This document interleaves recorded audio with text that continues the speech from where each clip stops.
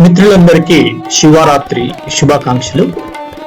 ఆ శివపార్వతుల యొక్క ఆశీర్వాదాలు సదా మీ కుటుంబంపై ఉండాలని కోరుతున్నాను. త్రిదళం త్రిగుణాకారం త్రినేత్రం చ త్రియాయుధం త్రిజన్మ పాప సంహారం ఏక బిల్వం శివార్పణం.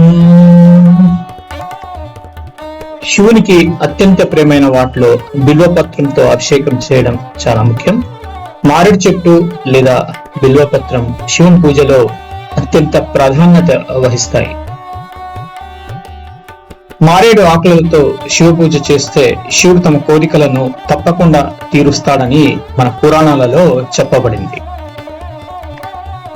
మారేడు చెట్టు యొక్క ఆకులనే బిల్వపత్రము అని అంటారు.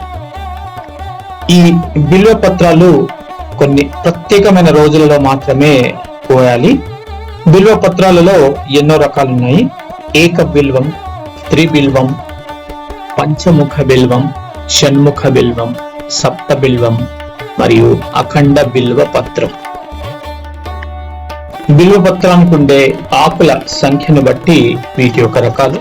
వీటిలో అత్యంత శ్రేష్టమైనది అఖండ బిల్వ పత్రము. ఈ అఖండ బిల్వ పత్రానికి 12 నుంచి 15 ఆకులు ఉంటాయి. మన హిందూ సాంప్రదాయ ప్రకారము తులసి చెట్టు, మారేడు చెట్టు, వేప చెట్లను కొన్ని దేవతల స్వరూపాలుగా కొలుస్తూ వాటిని కొన్ని ప్రత్యేకమైన రోజుల్లో మనం పూజిస్తాం. ఇలాగే మారేడు చెట్టు కూడా మన ఇంట్లో పెంచుకుంటే ఎంతో ఉపయోగకరం మరియు శ్రేష్టం. ఈ మారేడు చెట్టు యొక్క మొక్కలు మనకు నర్సరీలలో లభిస్తాయి. 600 నుంచి 800 రూపాయల వరకు లభిస్తాయి. వీటిని చాలా సులభంగా మనము నేలలో నాటి వాటికి రోజు నీళ్లు వేసి మిగతా మొక్కలాగా పెంచుకోవచ్చు.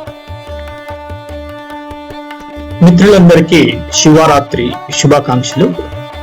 ఆ శివపార్వతుల యొక్క ఆశీర్వాదాలు సదా మీ కుటుంబంపై ఉండాలని కోరుతున్నాను.